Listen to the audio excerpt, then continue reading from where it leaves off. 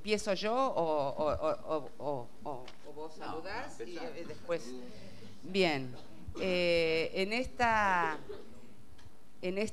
distribución y asignación de temas, vos participación, vos educación, yo quiero decir, yo también voy a hablar de educación. O sea, lo mío es la educación y entiendo perfectamente por algunos temas que yo he venido desarrollando y que han pegado en el sentido de provocado de este lado y del otro lado también, me pidieron, bueno, a ver, referite a este asunto que a veces es un hueso duro de roer. Necesariamente yo no empiezo diciendo la participación es o como pienso yo la participación, sino digo necesariamente empiezo poniendo un poco de contexto y llegando luego a poner algunas claves para pensar la cuestión que podrá ser en una charlita posterior ahora o en el trabajo de la tarde. Y como soy un poco, ¿cómo se llama?, formateada y obsesiva, entonces sigo mi guión exactamente, donde seguramente aquellos que leyeron algunas cosillas que circularon por acá, a lo mejor van a encontrar algunas ideas justamente sacadas de allí, puestas para esta ocasión, y otras que tienen que ver con armados y pensamientos posteriores o para la ocasión esta. Entonces digo, para empezar, que hasta hace algunos años un programa como Más Centro lo hubiéramos definido refiriendo, por ejemplo, a la idea de tiempo libre o educación no formal o propuesta extraescolar. Y ahora, en cambio, caben dudas acerca de si tales denominaciones siguen siendo válidas sin adosar explicaciones y aclaraciones. O sea, siguen siendo válidas, seguramente, pero siempre hay algo más para decir en estos tiempos. Esas ideas o conceptos vienen acompañados de propósitos tales como restituir derechos, prevenir, garantizar o recomponer trayectorias escolares, estimular protagonismo, cambiar la escuela, etc. Entonces ya no alcanza solo con decir extraescolar o tiempo libre.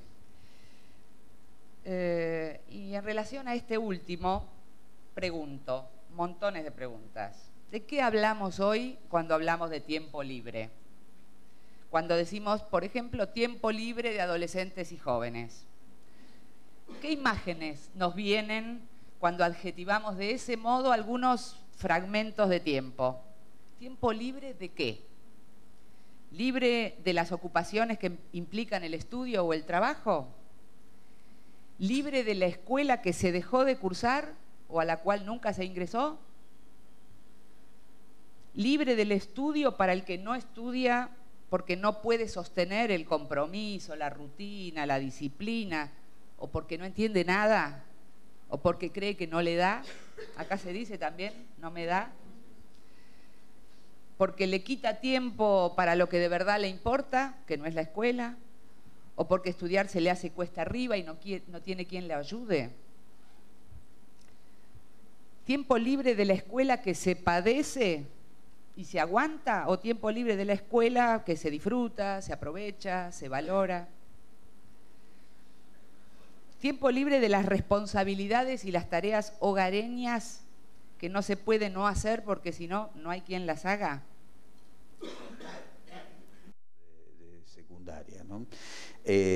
La cobardía del facilitador de alguna manera está pegada también a las consecuencias inesperadas de cierta manera de entender el constructivismo, ¿no?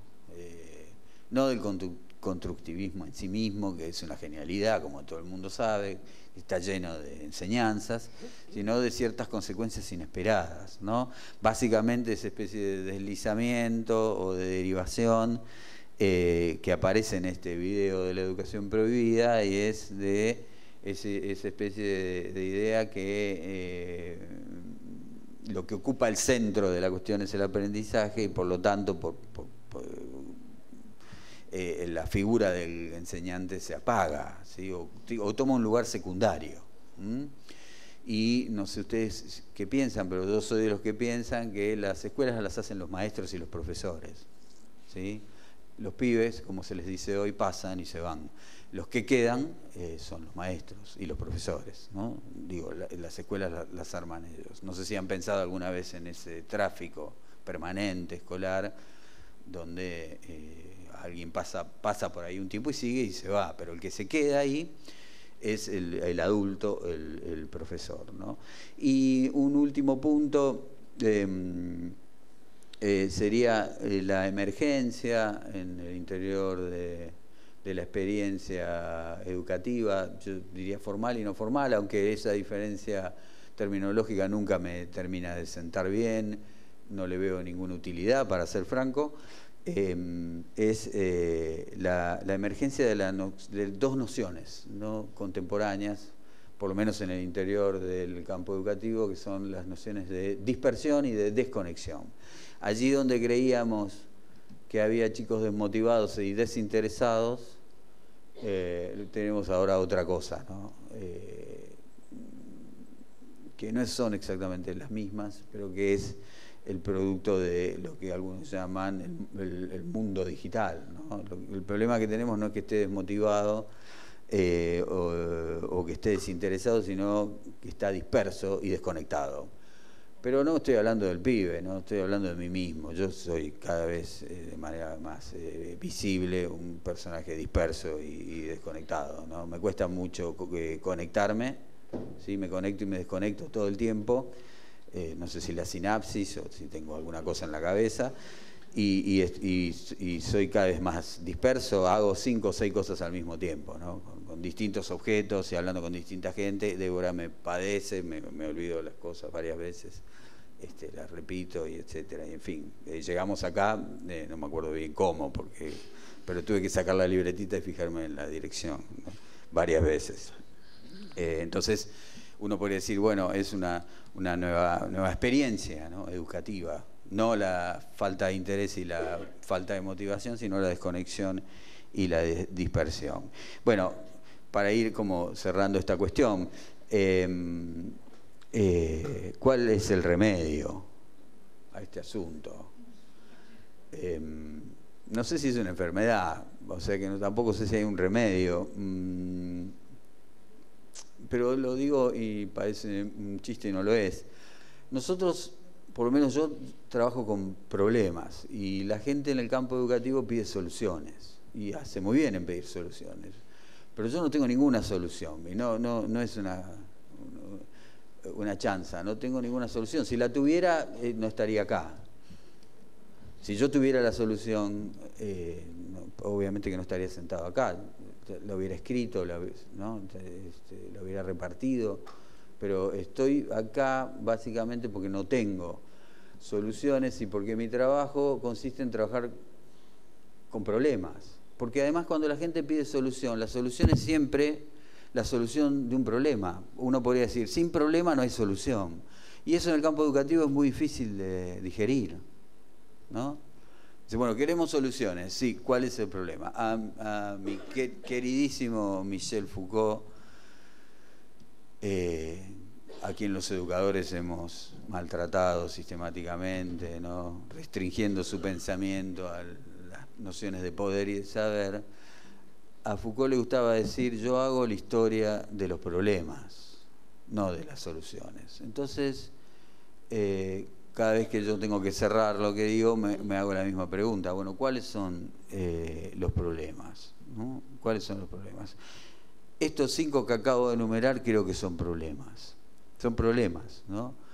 Por lo tanto, buscarle la solución a aquello que no aparece como siendo un problema es siempre decepcionante, ¿no? Entonces, lo que de alguna manera suelo hacer es decir, bueno, avanzamos cuando conseguimos describir de otra manera los problemas.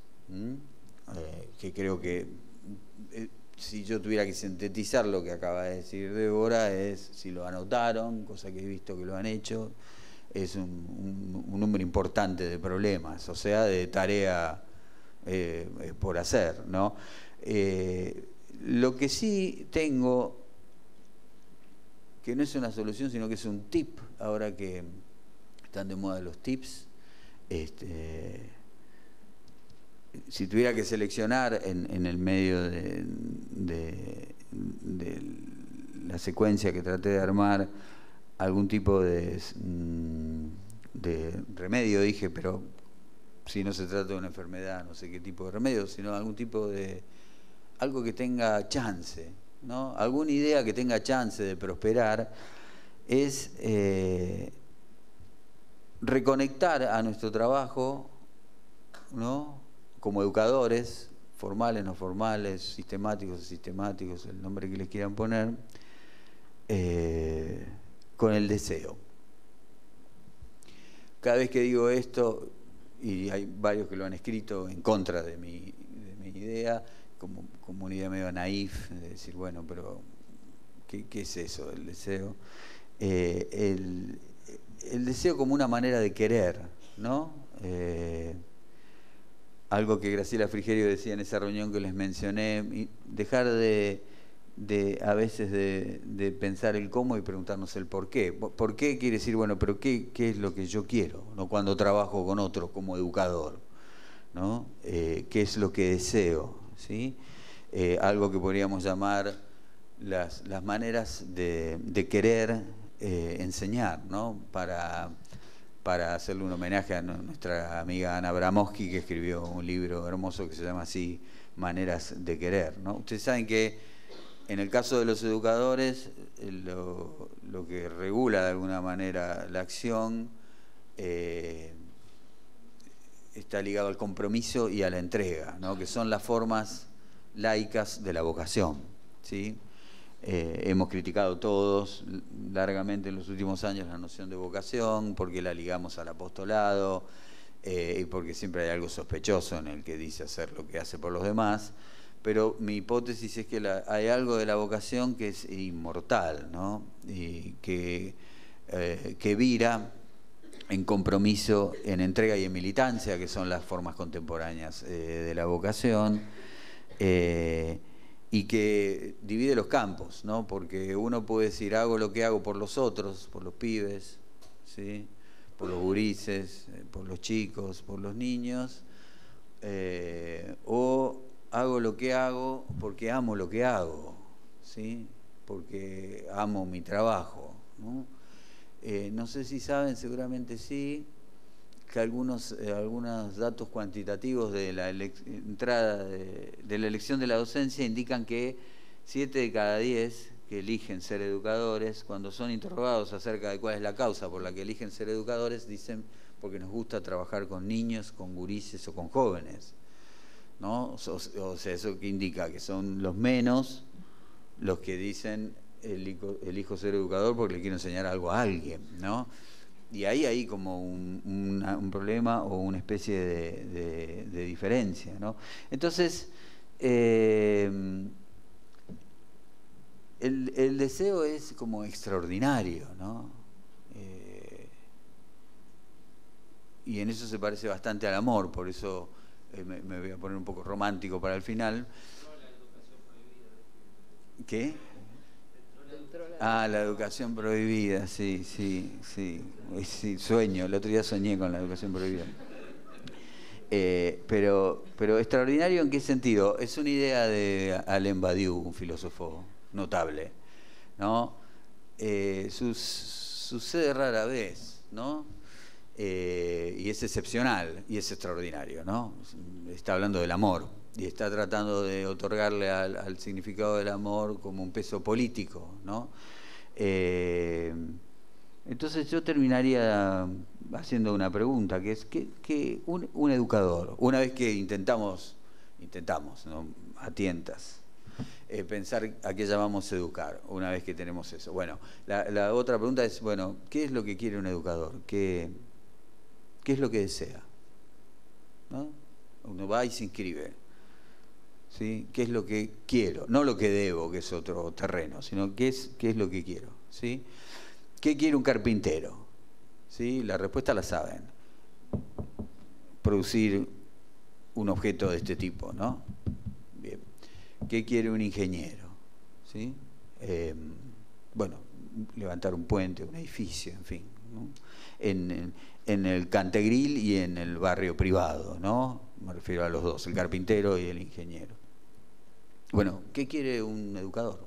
Esa es una pregunta. Yo dejaría esa pregunta flotando y ver si sirve para algo y si no, usamos otra. Bueno, gracias por la...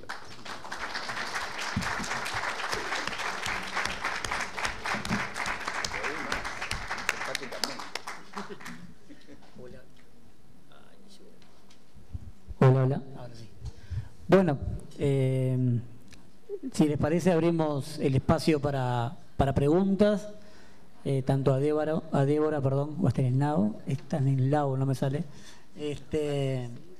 Si alguno quiere levantar la mano, le acercamos el micrófono.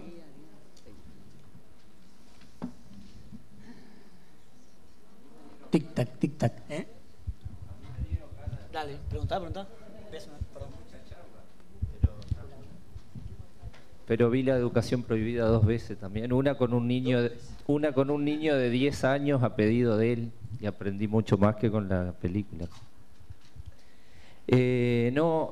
Una pregunta tal vez para Débora y también algún comentario ahí, yo que sé, anoté de todo, pero me pareció, capaz que ato 2 cositas de lo que decías vos, de qué es prestar y qué es novedad, y la novedad que me pareció interesante en ese sentido, de qué es educar o qué es prestar, ¿no? Y la frase esa de que para que haya novedad tiene que haber un viejo que se fume.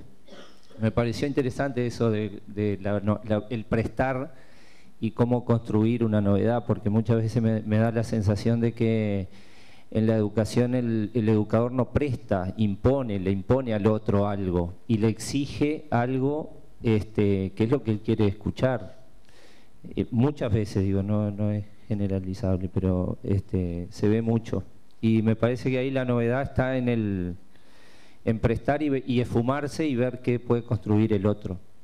Eso, una anotación. Pero ahí también lo ato con la pregunta para Débora, porque vos hablaste de la mirada del docente, de que los jóvenes, de cómo mirar a los jóvenes.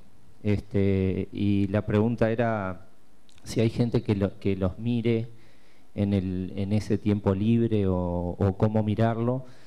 Y cómo educar a los docentes, ¿no? a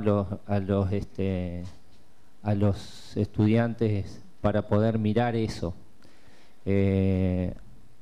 Yo trabajo mucho en formación docente con maestros rurales y está siendo difícil eso, porque creo que la educación viene con una carga muy pesada en relación a la transmisión solo de conocimiento, y entonces me parece ahí cómo problematizar eso, cómo educar para que los docentes puedan mirar también jóvenes que muchas veces no son lo mismo para lo que están educados los docentes, por los cambios que ha habido. Bueno, ¿sí? ¿Se escucha?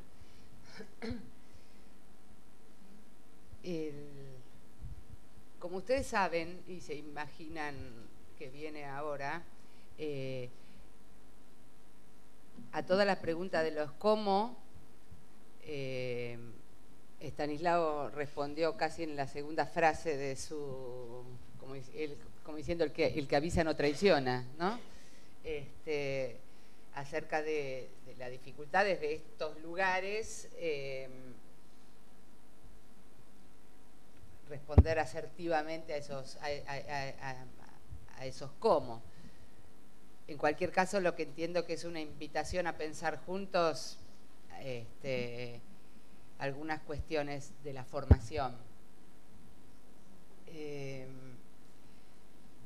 Vos fijate que en la pregunta tuya hay condensadas cantidades de cuestiones, porque si el problema fuera que la formación o que las nuevas camadas de docentes salen formados solo para transmitir conocimiento, alguno diría, bueno, ¿cuál es el problema? Menos mal, ya era hora, ¿no? Porque depende que imagines o que tengas o que diagnostiques como problema, eso podrá ser tal vez una solución, no un nuevo problema. Otro asunto a meter ahí en la respuesta o en la pensada colectiva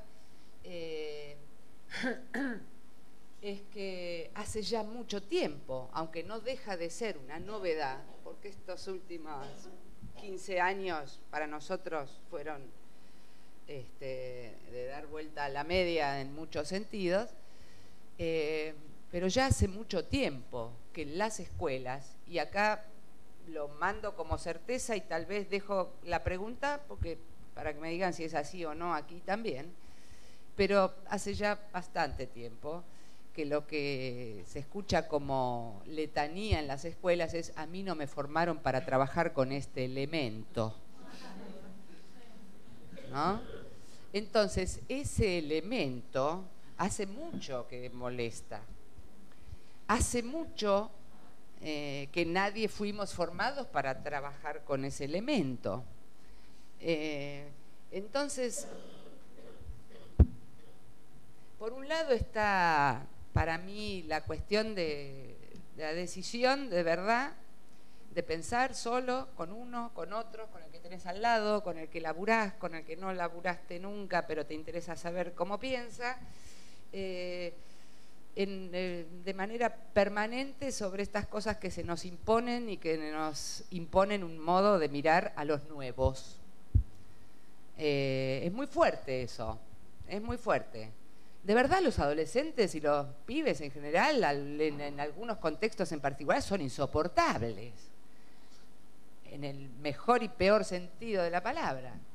Claro, están para eso en el mundo, para no soportar lo que ya estaba dado.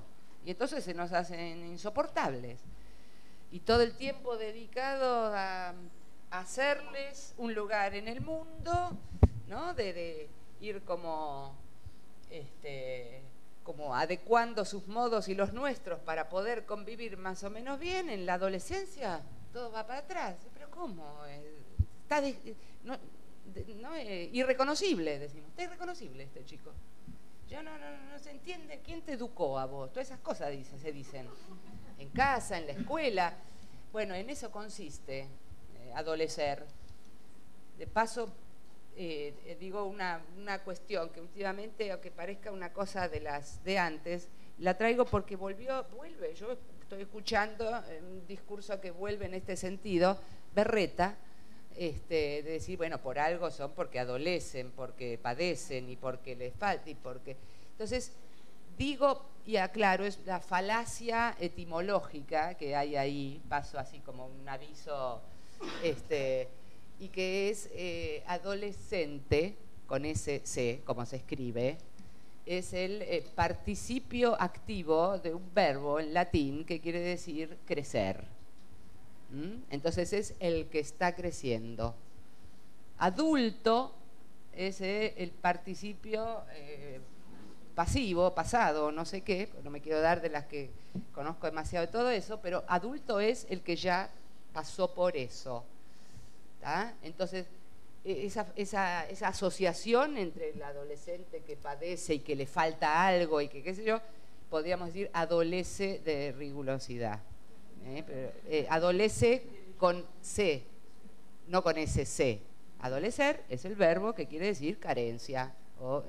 Entonces, ¿por qué traigo esto? Además de que porque me lo acordé y lo escuché de nuevo hace poco y demás, lo traigo porque todas esas cuestiones intervienen en la formación de los docentes para trabajar con esa franja que a veces se trae algunas tensiones más que otras. En esa frontera que yo decía antes, la frontera en que están los pibes, hay unas tensiones que en otro lado aparecen de otro modo, pero esas no aparecen. Esas no aparecen. Es el momento de interpelar, de la interpelación generacional más virulenta.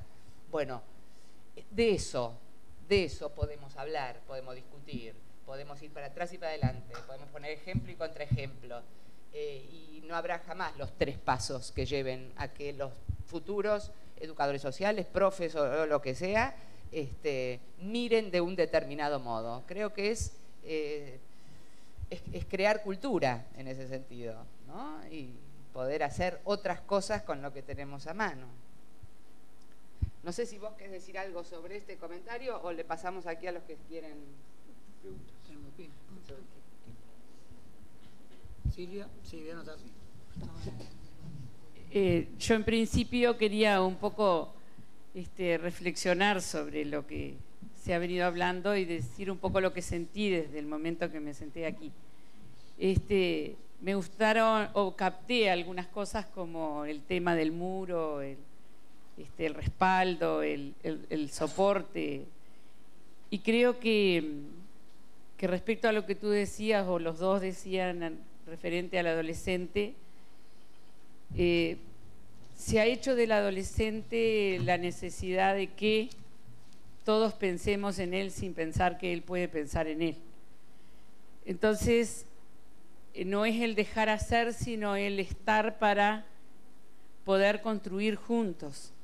El transformarnos en aprendices y maestros, y en maestros y aprendices, en ese giro que da la propia construcción, pero siempre desde el lugar que somos educadores, o que somos maestros, o que somos, no sé, soportes o muros. Creo que se ha hecho demasiada crisis de lo que es el adolescente, se lo ha puesto como culpable de todas esas situaciones y de todas esas promociones o prevenciones, y se lo ha dejado de ver simplemente como esa etapa de crecimiento.